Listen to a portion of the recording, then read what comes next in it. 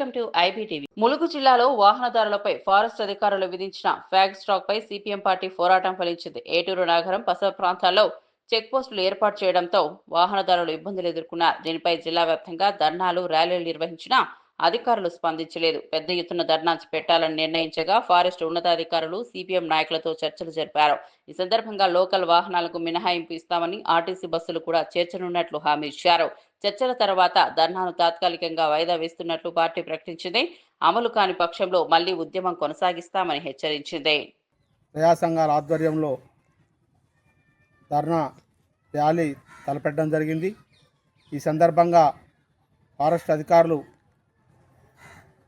CPM party జిల్లా committee బృందాన్ని చర్చలకు ఆహ్వానించడం జరిగింది. చర్చల సందర్భంగా సిపిఎం పార్టీ బృందం, అదేవిధంగా డిఎఫ్ఓ గారు, ఎఫ్డిఓ గారు, రేంజర్ గారు ఇలా మధ్యన చర్చలు జరగడం జరిగింది.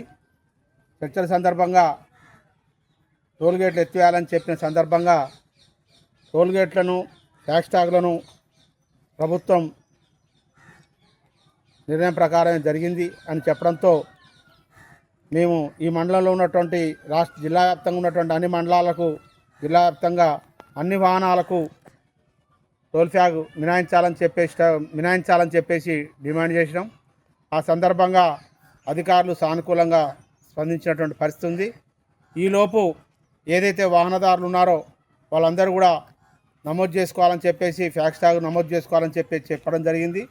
ఈ సందర్భంగా అధికారులకు మేము ఒకటే చెప్పినాం, ఆన్లైన్ ద్వారా ఒక అప్లికేషన్ తయారు చేసి ఫారెస్ట్ అధికారులే కార్యక్రమం చేపట్టాలి. ఈలోపు ఏదైతే ఉన్నాయో వాహనాలకి పక్క నుంచి కానీ పంపడం కానీ, లేదంటే ఆన్లైన్ ద్వారా కాకుండా మాన్యువల్ ద్వారా వాహనాలను గుర్తించి జిల్లా వ్యాప్త వాహనాలని మినహాయించి మిగతా వాహనాలకు టోల్ ఫ్యాగ్ వసూలు చేస్తామని చెప్పి హామీ ఇవ్వడం జరిగింది. ఈ హామీ కనుక నెరవేర్చకపోయినట్టయితే అధికారులు మాకు తెలియజేయాలని చెప్పి కూడా చెప్పడం జరిగింది.